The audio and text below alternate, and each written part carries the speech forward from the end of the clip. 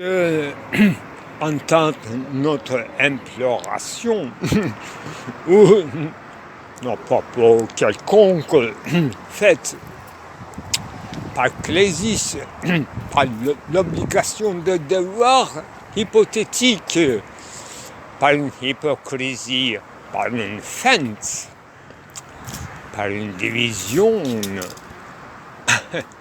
dite sociale, mais encore plus grave, façade, masque, nous les connaissons tous. Mais la question principale reste. En deçà, au-delà de la question de prouver l'existence de Dieu, et donc en deçà et au-delà de son existence, est-ce que Dieu, une instance quelconque, peut nous entendre quand nous mentons, mais pas pour des trucs. Pour arranger les choses avec votre petite belle-amie, je ne vous conseille pas, pas prudence, mais quand nous théorisons dans notre quoi, dans notre tout acquis de savoir, toute impuissance, tout calcul, toute hiérarchie, tout syllogisme qui nous permet donc grand refoulement, retenue et un sens aiguisé simplement du sens de l'heure, messieurs dames. Voilà mon propos d'aujourd'hui. Et je veux faire un aveu, mais cette fois-ci c'est extrêmement sérieux. Par rapport à la tâche de, non pas, même pas philosopher, mais logos. Quelque chose qui concernerait l'essence même de logos tel que l'homme en est capable. Voilà, je souligne la dernière séquence du mot, qui n'a pas un 5 catégorème quand même. On va arriver à la plénitude du sens et la vie. Et si, après la mort, et pérennité, et l'espoir de vie, et désespoir actuel. Je suis un TV pressure in United States. Il y avait des chansons très intéressantes quand j'étais jeune quand même. YMCA. Voilà, ça renvoyait quelque chose correct. Concrète, pardon, je ne sais pas si c'est correct ou pas, mais voilà.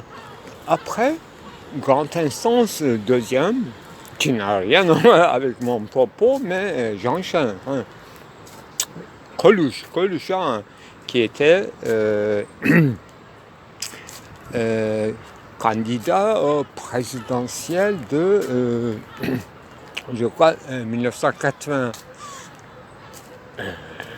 Je n'étais pas là, mais j'ai essayé de suivre un peu, surtout les retentissements pendant des années, ça a duré. Alors, YMCA, première instance, deuxième instance, c'est Resto du Cœur, dont j'ai profité, moi, dans l'église de Sainte-Marie, et peut-être qui en faisait partie, et peut-être que c'était directement lié à Rome, mais je ne crois pas, parce que l'église Sainte-Marie de Beaubourg, Les Halles, était une église réformée, je suppose. Là, je remercie, au sens strict du terme, le peuple. Ce mot s'inscrit aux communes de Paris, mais enfin, je théorétise. Je voulais tout simplement remercier, tout simplement à tout ce qui m'a accompagné à l'époque, bien sûr. Montrer comment un philosophe, enfin, avant de prononcer ce mot, effectivement, il faut dire un mensonge conséquent. Voilà. Quand je me réfère par écrit, en social media, quand je me réfère dans les années 92, 93 et puis 94, vous voyez, j'ai fait tout le temps ce passage, je donne des signaux négatifs à personne. Donc c'est une sorte d'autocitation, autoréférentialité qui ne sert à rien, qui intéresse et implique personne, parce qu'il n'y a plus de vivants de cette époque. Mais mon entourage était, sauf Astrid Lindgren, grande éditrice de YK quoi, Editions. Voilà. Eh bien, une belle histoire doit commencer comme ça. Dans ces années-là, juste après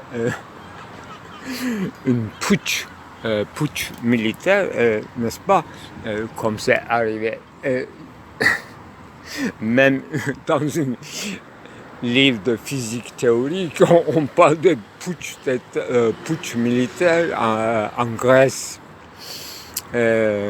Un grand astrophysicien grec disait après la conférence, en prenant la parole, alors vous parlez de photons, quarks, et vous parlez d'une certaine liberté, arbitrage de photons, mais enfin nos oreilles, que je suis descendu, je viens de descendre d'avion de Athènes, eh bien, j'entends autrement le mot liberté. Effectivement, les quarks a un sens de compréhension un peu différent.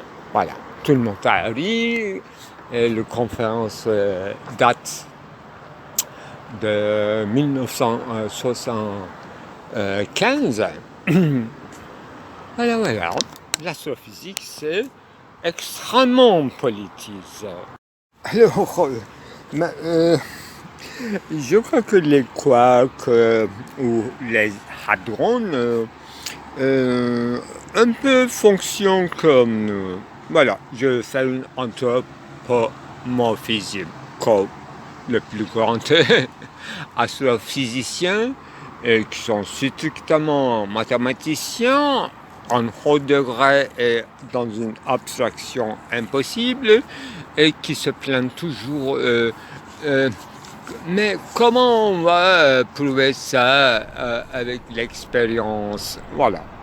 Ils font un clin d'œil aux philosophes qui ne sont même pas en vie, mais aux anciens récits scolastiques et à leurs copains qui l'ont succédé, les empristes. Voilà.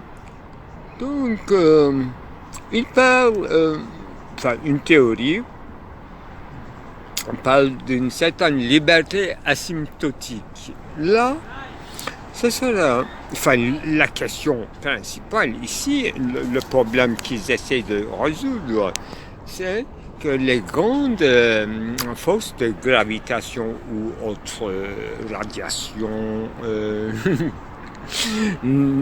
et des énergies extrêmement fortes, et s'il y a une masse qui émet cette énergie ou dont la conséquence, etc., c'est indécidable, mais tout est possible en mathématiques. On peut calculer des deux côtés en même temps et on peut comparer. On peut choisir l'optimum pour prochaine théorie qui sera réfutée aussitôt par une seul article et tout sera aligné à une autre paradigme. Voilà, une véritable astrophysique, ça fonctionne comme un journal Herald Tribune, New York Times, un journalisme des stars, un magasin en fait. Voilà, tout change, même dans une petite conversation d'un trajet en avion, si votre voisin aussi invité dans la même conférence qui est assis à côté, sans lire ces théories et ces articles, dans quelques formules magiques prononciations, voilà, il déclare qu'il m'a découvert dans l'avion, mais j'avais retardé la publication de mon article et de jeunes gens qui a publié après, etc. Mais moi, j'avais déjà compris, mais je n'aime pas trop ce propos, c'est pas mon domaine, les grandes forces cosmiques. Moi, je m'intéresse avec les petites forces. Voilà.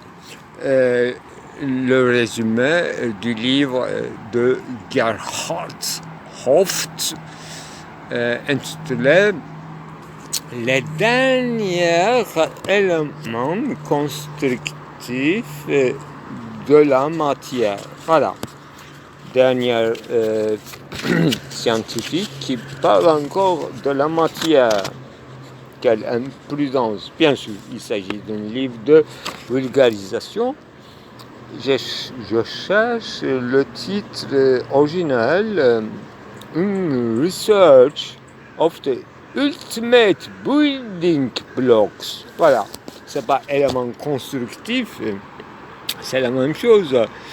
Les dernières ultimes, voilà, comme la fin ultime de l'humanité, ou s'il y a un début ou fin du cosmos, voilà, les idées cosmologiques, les idées, les finalités, voilà, les causes finales élargies.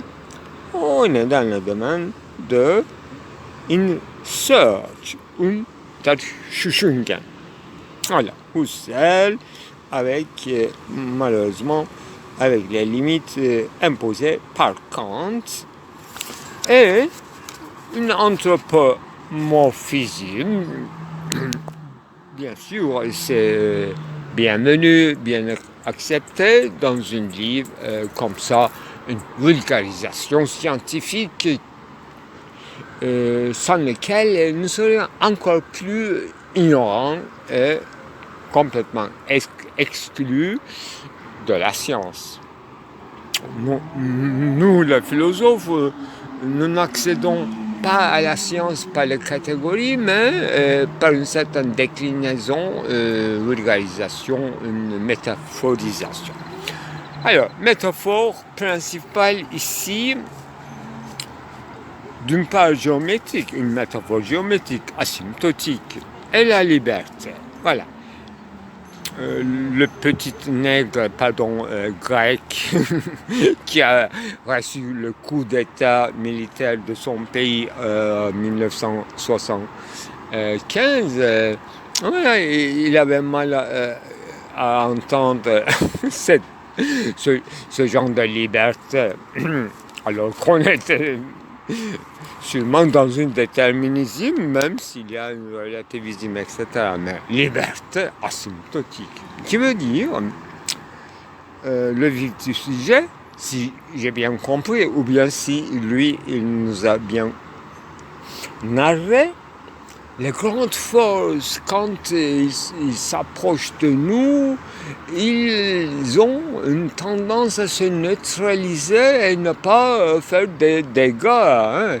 Et ils se neutralisent. Il y a une certaine, moi j'ajoute, une certaine castration, autocontrôle de grandes forces quand il vient à la visite de nous. Au sens de nucléides, rencontres nucléides, des rayonnements seulement, en fait, il n'y a rien à parler, mais dans le laboratoire, effectivement, on calcule toutes les forces possibles, mais on n'est jamais sûr qu'ils ont une masse, c'est-à-dire une matière. Alors, dans le laboratoire, il faut qu'il y ait une masse minimale. Même une rayon, ça suffit, hein, une ondulation, quelque chose comme ça, ça va faire l'affaire. Voilà, d'où vient accélérateur de hadron.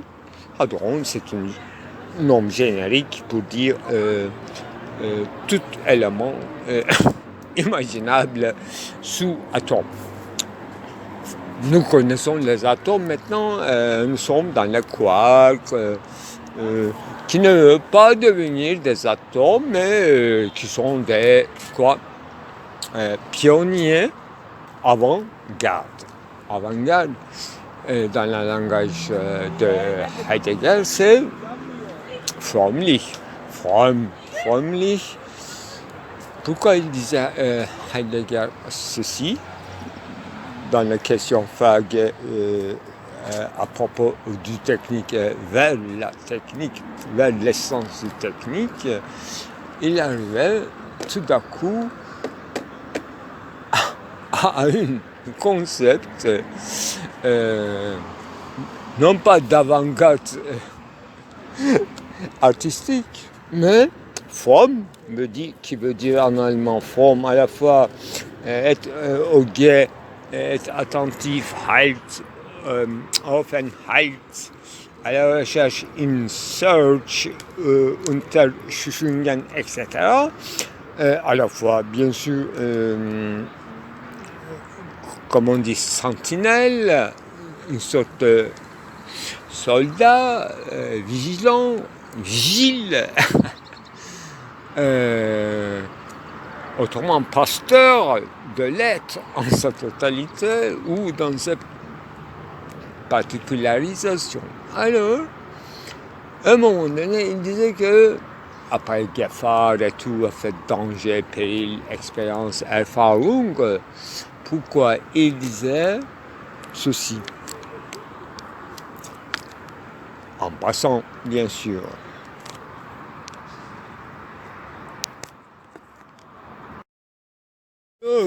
J'ai lu attentivement les notices de YouTube, comment réussir en faisant des vidéos et tout.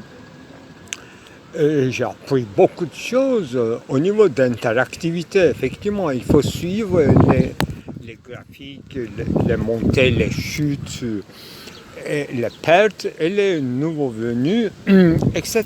Et par minute, par l'instant, par séquence, il faut compter et faire des équations qui part et qui revient dans quelle séquence et constituer un profil d'audience, véritable tâche de la vie qui me dépasse. Je devrais avoir une armée de secrétaires, d'assistants, rêver, même payés.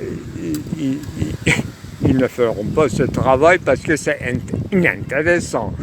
J'ai fait la même analyse moi-même et je trouve que je suis en totalité inintéressant. Effectivement, il y a des gens qui viennent, qui partent, etc. C'est à retour, c'est normal. C'est la curiosité, divertissement,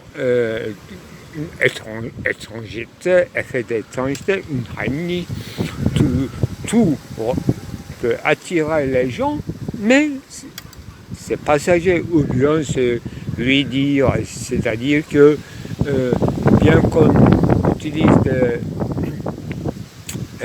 pseudonymes, effectivement, tout le monde par un téléphone arabe s'informe, indépendamment du contenu, par le nom caché, biffé, raillé, croisé, sous quoi, etc.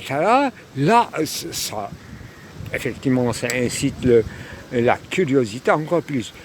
Effectivement, je suis en totalité inintéressant, Surtout, j'ai bien analysé séquence par séquence, film par film, et surtout au moment où je choisis, la plupart du temps je suis dans ce mode-là.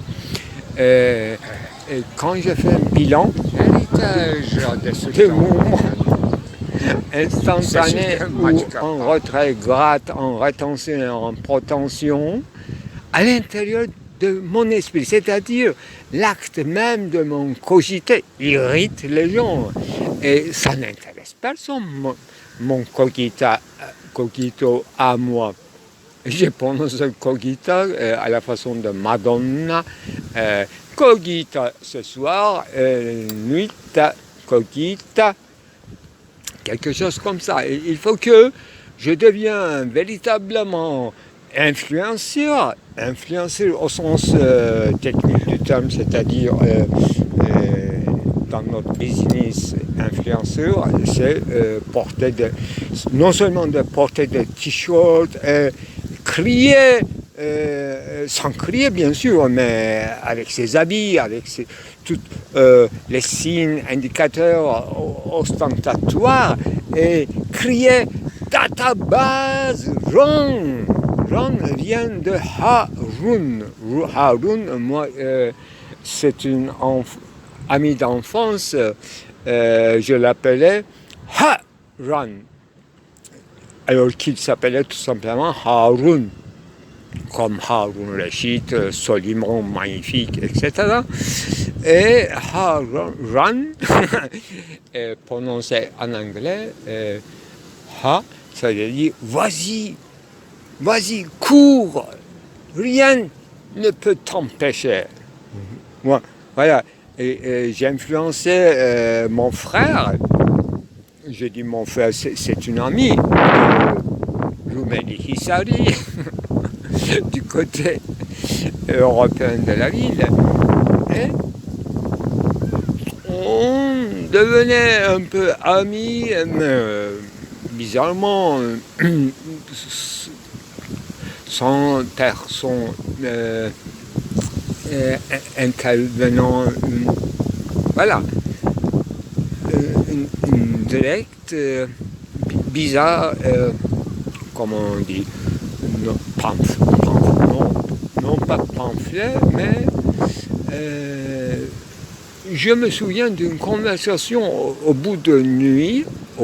jusqu'au bout de nuit, dans le café d'Ali Baba. Elle est 40 bonheur.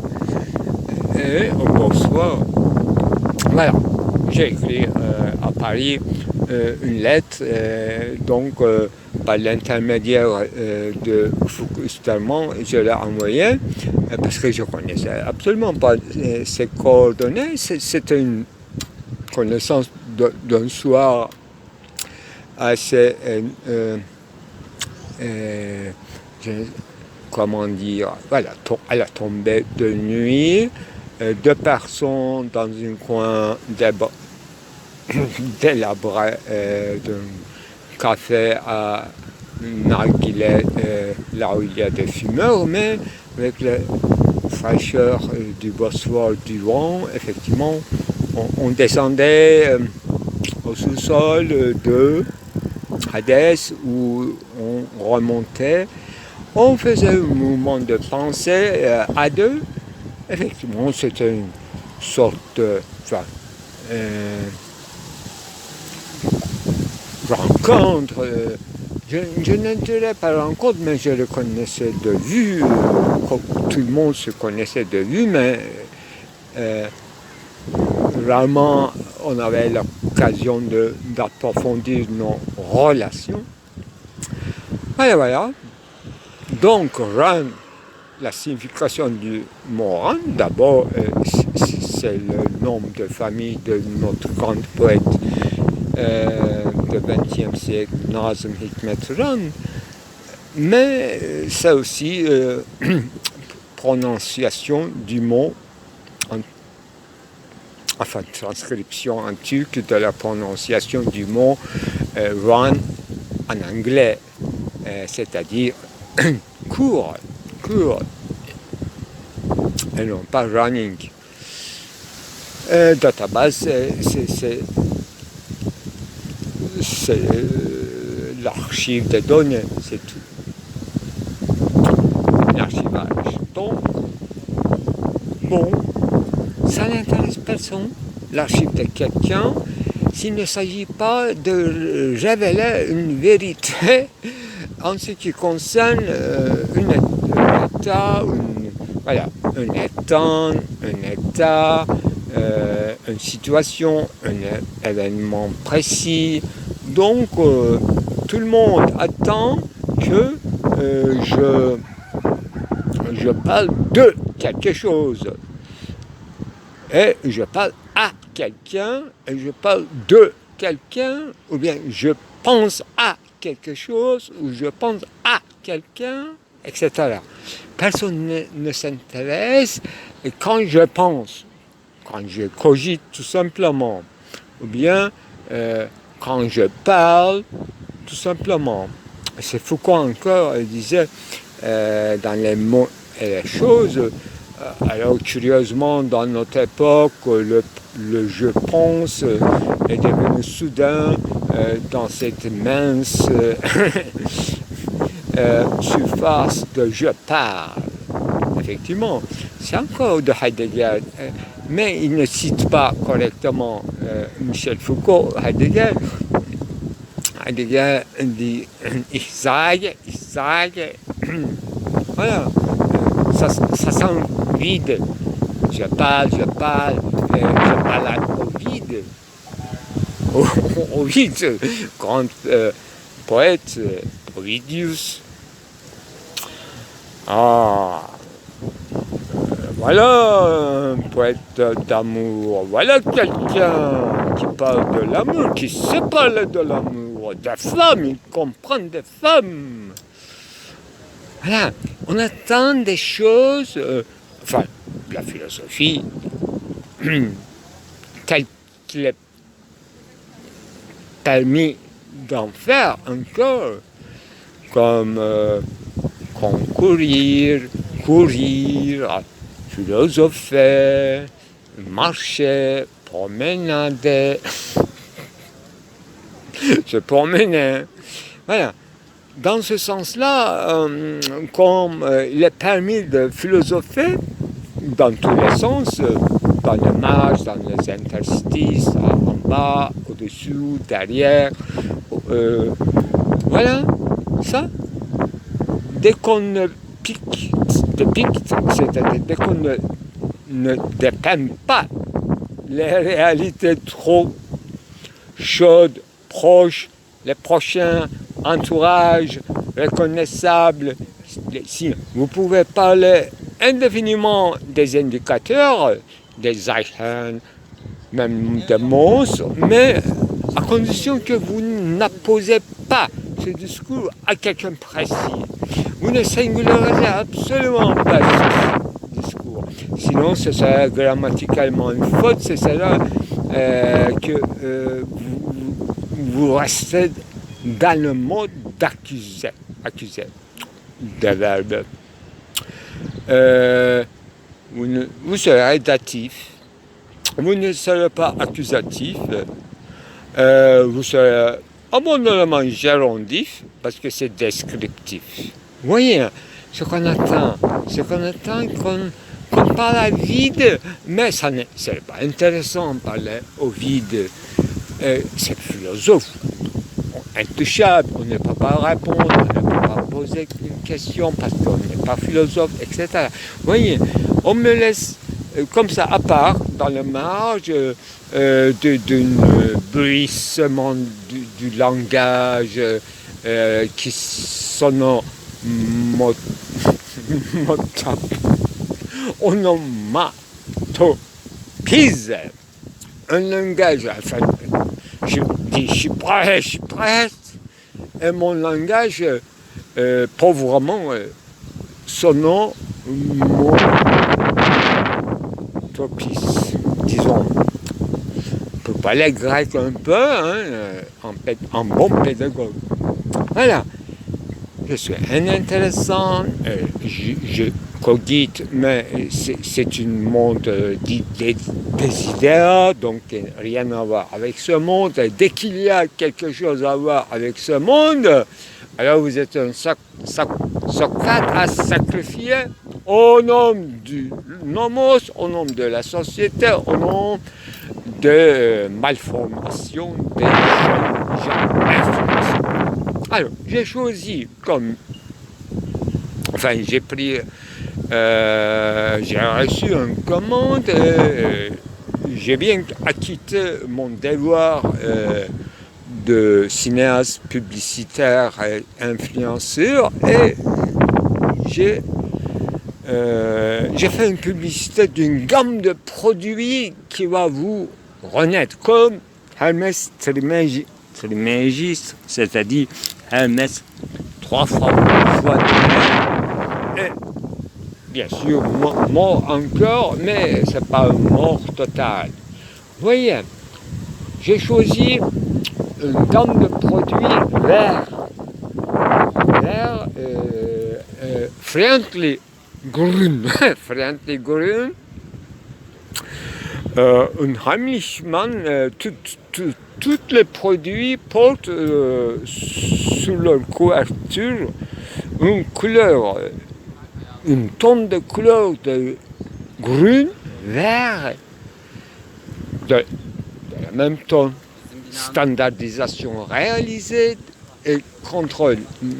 C'est-à-dire qu'il y a des indications très scientifiques comme quoi ce produit est complètement en conformité avec les règlements en cours de la race germanique en ce qui concerne l'allergie.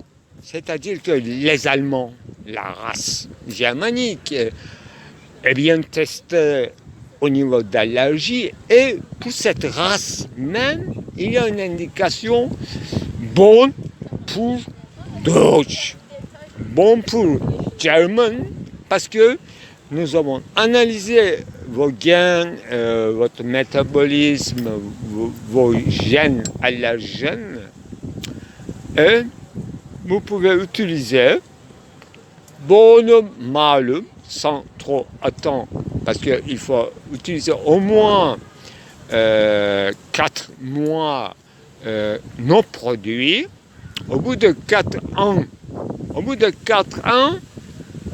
vous serez vraiment vous influenceur, c'est-à-dire un exemple de anti-aging et non pas un exemple de l'idée de l'humanité germane. Grün neutral veut dire ni malum ni bonum. Ça ne vous fait ni bien ni mal. Vous achetez nos produits. Voilà, c'est dans ce genre de secteur d'activité biotechnologique que j'ai décidé d'investir et louer mes capacités de cinéaste et de discourir non pas en dissolu logoï ni en dialectique, mais directement servir pour, bien sûr, si j'ai des revenus, je vais donner en donation pour les recherches non pas nucléaires, mais pour l'astrophysique, pour les mathématiciens qui veulent s'appliquer dans un accélérateur d'hadrons. Hadron, c'est-à-dire particule, n'importe quoi, une particule, un élément, pas atome, c'est sous-atome, atome. Si vous les faites choquer, sans être vous-même choqué, si vous êtes mathématicien, vous n'avez aucune possibilité d'être choqué parce que vous êtes au-delà de la réalité et la réalité ne peut que vous confirmer parce que vous faites chaque jour 1000 formules et chacun n'a rien à voir avec la réalité, comme cet aveu très intime, mais en public dans une scène, l'un des grands mathématiciens turcs, Madame Ayşe, en présence de notre mathématicien Mohamed, et nous sommes dans un domaine de travail extrêmement fertile, mais le problème est que nous ne savons pas exactement ce que nous faisons. Si vous avez une idée, vous pouvez nous dire. Aux philosophes, elle s'adressait la parole très courtoisement dans notre présence, donc le mathématicien disait, s'affranchissait devant un philosophe une vérité très très ancienne. Alors nous, les mathématiciens, nous sommes capables de faire tout, mais nous ne savons tout simplement, vraiment, il faut souligner le verbe savoir, nous ne savons pas, absolument pas, ce que nous faisons en réalité. Voilà tout ce que je peux dire sur la mathématique. C'est difficilement on peut appeler l'homme métaphysique. L'homme, s'il est de certains aspects métaphysiques ou a une tendance à dépasser les limites de son entendement, c'est rare. Donc l'homme est rarement métaphysicien. Il dépasse physique rarement. C'est plus juste. Donc il assiste rarement à des événements ou des phénomènes saturés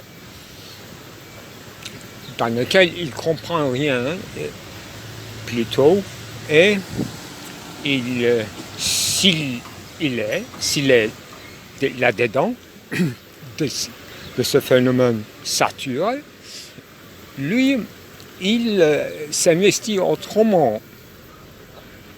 C'est-à-dire qu'il n'a rien compris. Là où il y a une saturation,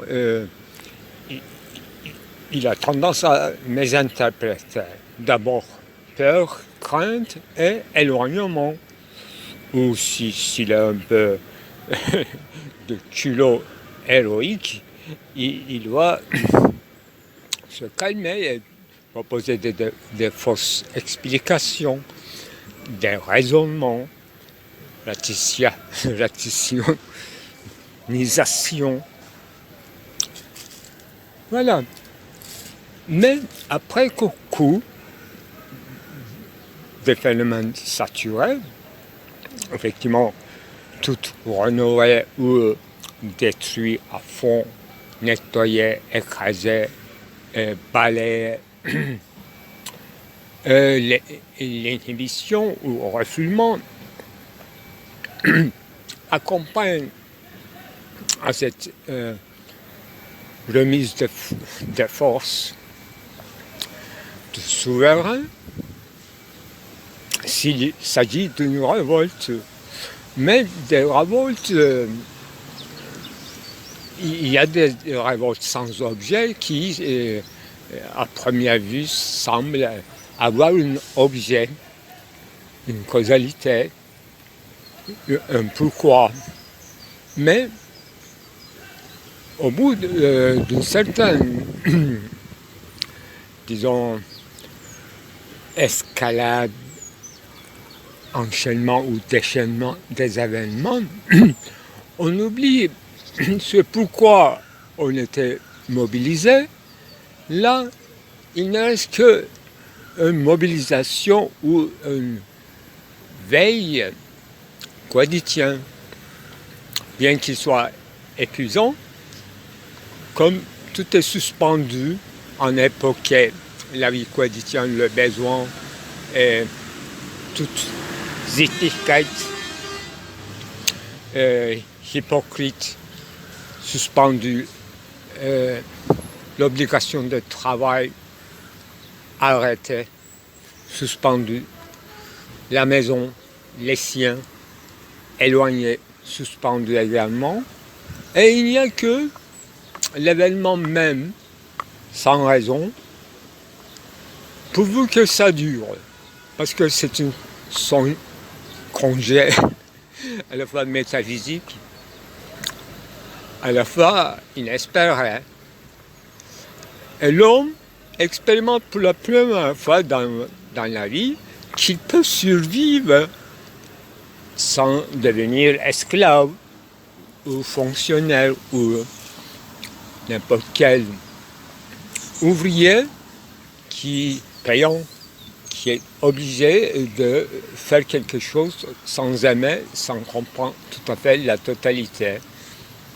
Là, l'homme aperçoit pour la première fois dans un événement saturé qui ne comprend rien de la saturation, et il y voit plutôt une certaine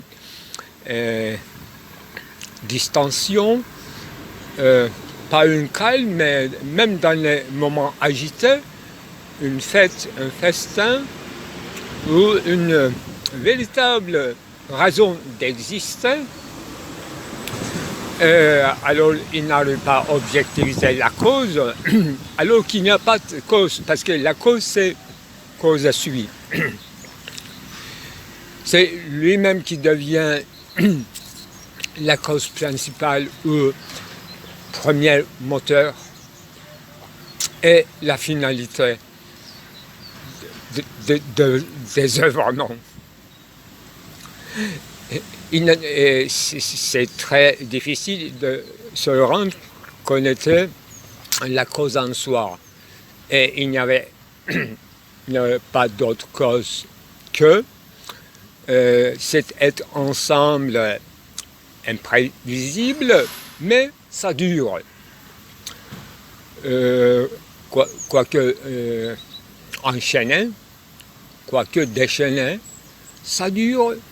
Et ça dure dans un rythme des jours, journées, c'est-à-dire la nature, les lois cosmologiques ne se suspendent pas, mais plutôt c'est à le rythme des jours et des nuits qu'on commence à vivre, et non pas selon selon un calendrier ou un emploi du temps selon le travail assigné. Voyez. Et dès que ces événements sont dissolus, là commence une certaine nostalgie de recommencer, une envie de recommencer, mais c'est très difficile que ça recommence et ça s'arrête jamais, mais l'homme continue à vivre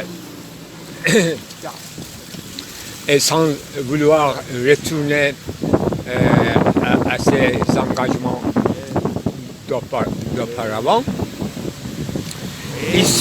Il s'y oblige de se plier comme on oblige les jours à nous plier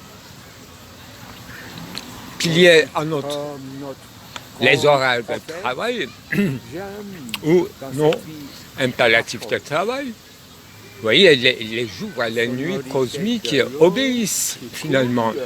Ils sont soumis. Donc, toute cosmos, toute la chair humaine est soumise au travail, plutôt à la temporalité du travail. Et une fois libéré, c'est-à-dire une fois que l'homme a senti qu'il peut se libérer, justement, et le cosmos et son corps et son âme, là, il aura toujours une nostalgie de ces événements. Et là, on peut dire que l'homme, véritablement, devient métaphysicien. Là, il a compris, finalement, une présence pleine, en harmonie, disons, et dans une dans un conflit dont la cause est lui-même. Là, il commence à de quoi parler avec ses amis, d'abord, c'est-à-dire un retentissement indéfini qui va durer jusqu'à la fin de sa vie, et selon les expressions qui sera capable d'user et de s'exprimer, il va devenir sa seule tâche de loisir, au sens de hors du travail, c'est-à-dire la pensée, skole, le temps libre, amitié, discussion libre, et parler au sens très général du terme de la métaphysique. Voilà, les prémices de la métaphysique commencent dans mon récit ainsi, mais on peut effectivement j'étais dans le 20e siècle, mais selon les autres forces de travail et de modes de production, on peut en faire des autres récits aussi, qui seraient en aïdéticité, à mon avis, obéiraient le même schéma que je vous ai présenté. Si vous en formalisez, on peut en produire plein de récits singuliers et classés dans les différents positionnements et des situations historiques. Tout aura cette tendance de devenir un historique, c'est-à-dire dépasser le, justement, positionnement historial. Pour en devenir une ligne de fuite qui dépasse un temps déterminé pour avoir un rapport, ne serait-ce que par l'image, un rapport à l'éternité, un rapport à l'éternité, à l'éternel, ne serait-ce que par son image, c'est-à-dire ce temps-ci ou ce temps-là, qui renvoyant au contenu du récit. Parce que l'homme ne commence pas à parler tout de suite dans une formalité parfaite, et il a un contenu de son récit, et bien qu'il y ait un contenu sensible, son récit n'en restera pas moins métaphysique, selon mon interprétation ou selon le niveau d'écoute que nous en faisons, malgré lui, malgré à son insu ou à son su. L'homme pauvre en esprit, c'est mieux commencer un discours comme ça, n'est-ce pas? Ouverture d'un discours solennel. Et la première phrase sortie, pensée, visée, l'homme pauvre d'esprit pense sur le modèle de la cognition. Dans le rapport de l'universel au particulier serait un sous-ensemble de la théorie de la cognition. L'homme pauvre, l'homme moderne, l'homme d'aujourd'hui, fixé sur la recognition, il a compris ça. Raison. L'homme pauvre, mais raisonnement parfait. Il a tout compris de l'universel. Et il a reconnu dans le particulier. Et il a fait sa recognition. L'homme beau d'esprit est très intelligent. Il est effectif. En quoi? En cause efficiente. Il est très efficient. Il déclare que ceci est universel et ceci son particulier. Il a tout compris. Il a reconnu le monde. Le monde, il est connu par seul lui. Le monde est reconnaissable. Nous avons une reconnaissance envers cet homme pauvre en esprit. Je t'aimais parce que tu étais pauvre. Pourquoi ça?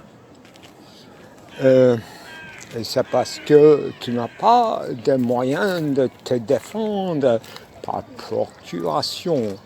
Tu n'as que ta force pour te défendre. Ah bon? Quoi d'autre? J'ai pas compris ce que tu as dit. Je sais pas quoi. J'ai une tribu. Je sais que tu as une tribu. Incomptable en nombre. Numériquement, un. Et en multitude dispersée dans tous les contrées du monde. Voilà, tu crois? Je te crois sur parole, en acte, en geste. Qu'est-ce que tu envisages? Moi, j'envisage une paix durable, une distension dans le temps, abondance, frugalité, l'hospitalité, l'échange, discussion, étude, et bien régularité d'un esprit, la sécurité, confiance bien sûr. Ah bon? Est-ce que ma famille te dérange? Moi je ne connais pas ta famille.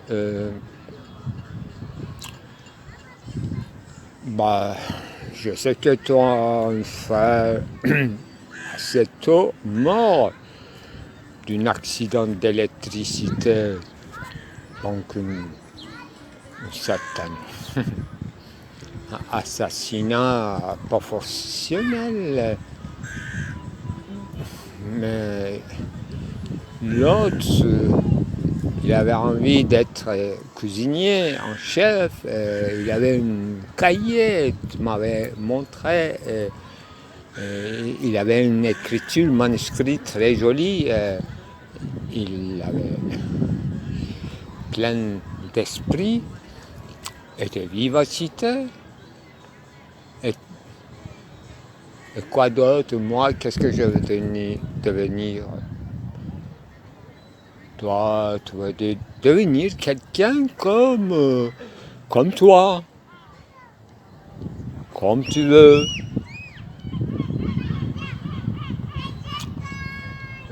Tu penses que ce que je veux me convient totalement? Ça prendra du temps, mais il faut l'échange, l'interactivité, la discussion, et voir des choses, des reflets des autres vies quand même. Il y a des lectures à faire et des peintures à contempler, et puis tout à coup tu vas comprendre ce que serait ton orientation. Il ne faut pas que tu précipite, tu peux anticiper, pas de problème. La temporalité, c'est pour tout le monde, c'est-à-dire pour bousiller le temps et pour gagner le temps, le temps est très passif, on peut en jouer et déjouer aussi. Ah bon? J'ai du temps alors. Oui, toi, tu as un avenir, toi. Moi, j'ai un passé seulement. Alors, on peut faire une réunion du passé et du futur en mix. Oui, ce serait un croisement, un entrelacement, mais une certaine expérience. Donc, on ne voit pas tout de suite les résultats, si c'est fertile ou blocage ou un certain rabattage, c'est-à-dire personne ne veut qu'il soit rabattu. Tout le monde veut être en épanouissement et dans la voie, dans une trajet, à la fin, il y aura un épanouissement, un paradis terrestre et un mort sans conséquence. Oui, j'aimerais bien mourir sans conséquence. Alors, c'est ce que j'ai bien aimé dans ce livre de Gerhardt. Il parle des couleurs. Moi, un apprenti philosophe, suivant les traces de Kant, effectivement, dans le troisième critique, j'étais enchanté de voir par l'avertissement de Rogozinski, quand même, de son livre admirable, et le nombre passé, le nombre de grands physiciens, Euler, qui a osé très tôt de parler d'ondulation et de vibration en ce qui concerne la matière le plus sensible possible, la couleur, que Kant avait la tendance, suivant la tradition, de discréditer pour donner un privilège à Eidos, la formalité, mais il est finalement d'accord, il s'oblige qu'une vibration, une ondulation, qu'est-ce que c'est? D'être d'une formation, une Bildung qui est en train de se builder, bilden, voilà, formation et informe, et la couleur. Dans ce livre, ce qui m'intéressait, c'est les couleurs, bien sûr, ce sont des explosions des étoiles, des grandes décharges d'énergie. En toutes couleurs, c'est des feux d'artifice, c'est la fête des cieux. Donc, chaque astrophysicien a une tendance à faire choquer les masses pour avoir des couleurs. C'est un enfantillage, bien sûr, mais je me demande si les cieux qui sont en train de se faire sont des enfants, des jeunes astres et des vieux astres mornes. Voilà, le mot gris voudra dire, chez ces mathématiciens astrologues, quelque chose de neutralisé qui n'a pas une interaction d'énergie trop forte. Donc il est entré dans une orbite ou dans une résonance stabilisée, même s'il s'agit des grandes forces, effectivement, à l'instar de cette particulière dont nous parlons comme X, ces grandes forces n'affectent pas trop, ne choquent pas. Laisse être. Alors, toute astrophysique, dans le propos de Gerhardt, est traduit maintenant en langage phénoménologique de Heidegger, laisser être. Donc, maintenant, j'ai résolu autrement, liberté asymptotique, qui dépasse cette dichotomie de nécessité ou une causalité stricte et une liberté, libre arbitre. Non. Dès que vous êtes gris dans l'espace, vous êtes un peu poussiéreux, vous êtes un peu vieilli, d'après ce que j'ai compris, entre guillemets, vieilli, prendre âge et ridé, et vous avez des surfaces et vous aurez sûrement des strades différenciées, comme notre globe terrestre quand même, qui a réservé un magma qui sert à quelque chose de rester stable par rapport aux autres grandes conflagrations, dont l'exemple le Soleil, qui n'a rien à voir avec une idée, une analogie lointaine basée sur la similitude. Je parle en tant qu'apprenti philosophe. Eh bien, effectivement, il faut adorer les mathématiciens et on se demande toujours comment ils ont eu une petite introduction, un cours d'introduction à la philosophie et comment ils ont passé toutes ces étapes et les siècles en toute vitesse. Voilà, on adore, mais comme on ne les connaît pas, c'est une sorte de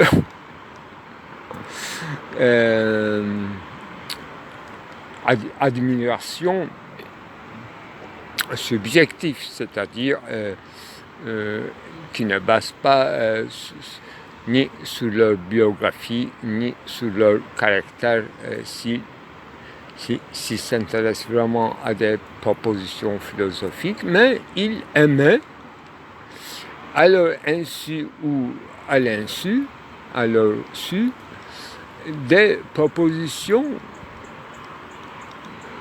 justement quand ils font des vulgarisations, des propositions, des choses très élastiques, tant mieux, et qui ressemblent à des prédicaments. Voilà.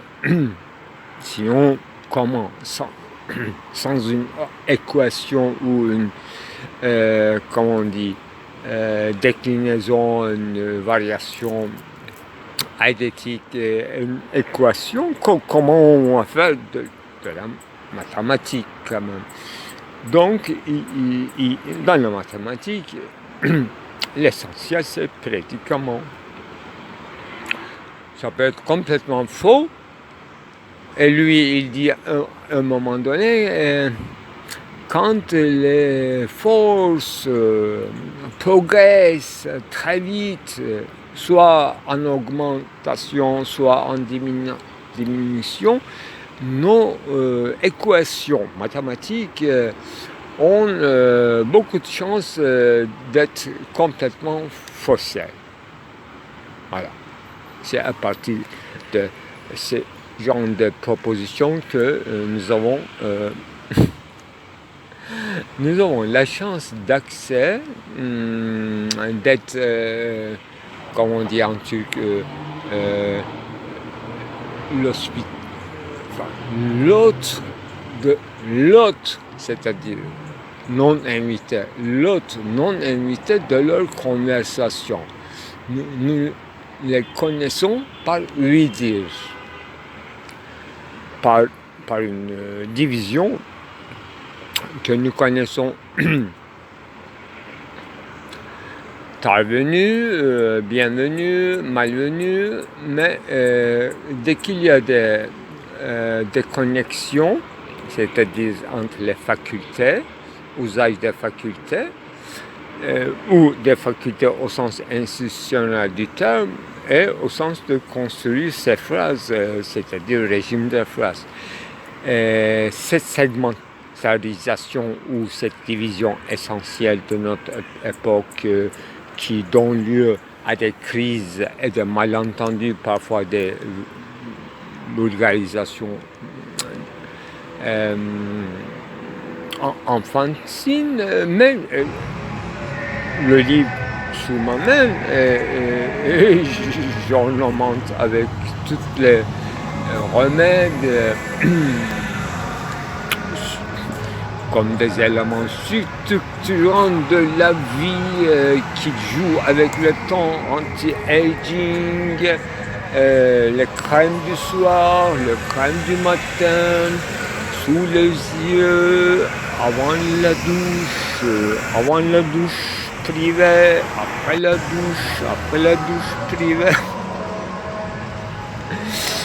Et pour les enfants, pour les vieux, anti-aging, avant de sortir, avant de prendre une bain de soleil, après coucher, pendant le dormir, dans la journée, etc.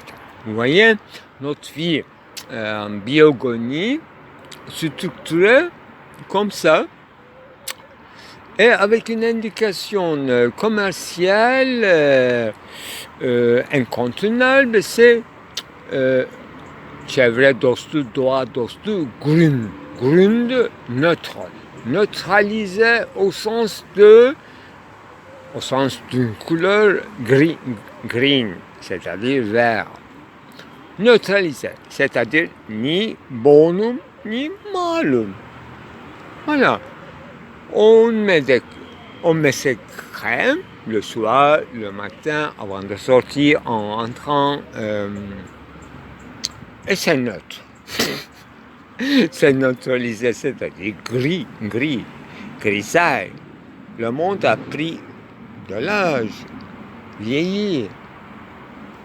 Donc, il n'y a pas passion, il n'y a pas fraîcheur, il n'y a pas un choc des masses, mais une autoconservation des grisailles et son retentissement intériorisant mémoire, mais des crèmes et nettoyage de l'épiderme, des façades.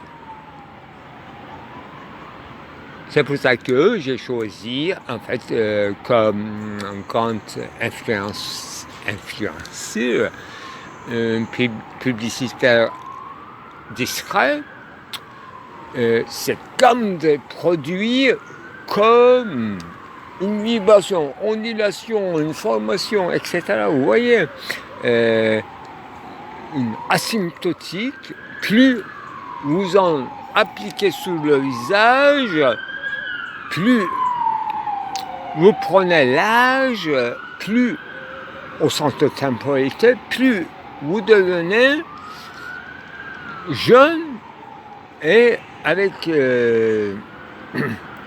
mon vocabulaire, vous devenez zygote. J'avais une formule publicitaire en marchant, en venant ici, mais maintenant j'ai oublié, mais ça finissait.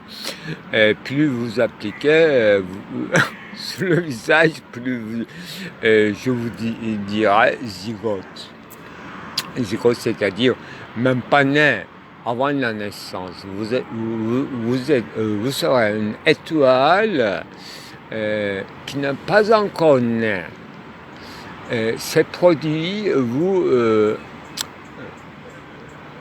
fait regresser dans le temps, dans votre temps personnel, qui ne nous concerne absolument pas, qui concerne seulement la copulation de votre père hasardeux, votre mère qui a eu gentillesse de ne pas vous avorter. Et vous êtes une petite chance de d'arriver quand même dans le monde civilisé. Et si vous étiez un 12e frère d'une 14e sœur, là, on vous traiterait autrement en termes de temporalité. Là, comme mon public est très privilégié, très assidu, etc., là, j'ai choisi haute gamme de produits et ami du verre, au sens neutral. Bien sûr, tous les paquets, les bagages de ces produits-là, c'est plastique. Mais j'ai bien indiqué qu'ils indiquent en minuscule quand même comme écriture à la limite du lisible, qu'ils indiquent que dans ce produit, on n'a pas utilisé la molécule plasticite. Qu'est-ce que ça veut dire? Est-ce qu'il y a quelqu'un qui comprend? Oui, c'est pour les gens qui comprennent, ce n'est qu'un avertissement sans argument. Et croyez-moi sur parole que sur votre étagère, toute cette plasticité qui a une limite de consommation, n'est-ce pas, une date limite de consommation, sinon je ne peux pas acheter tous à la fois. C'était en Allemagne, tout était déjà exténué. Au moins un an que tous ces produits sous marque de Rosenwald, je ne sais quoi, est devenu bon pour Orient, c'est-à-dire exportable à la Turquie. C'est ainsi que j'ai procédé. Bien sûr, j'ai fait un film d'influenceur pour supporter un mouvement de verre et pas neutre, pas trop gris en toutes couleurs. Voilà, mon propos, c'est nous, un peu comme ça. Au bon entendeur toujours, sinon, les gâchis, oh là là là, silicone, pas de silicone, pas de silicone. J'aime bien lire les inhalts, les indications, les avertissements. Là, ce sont des phrases vraiment lapsus révélateurs. Il n'y a pas de plastique, donc il y en a. Et c'est une amie du verre, donc c'est le contraire. Voilà, il faut lire tout avec les yeux,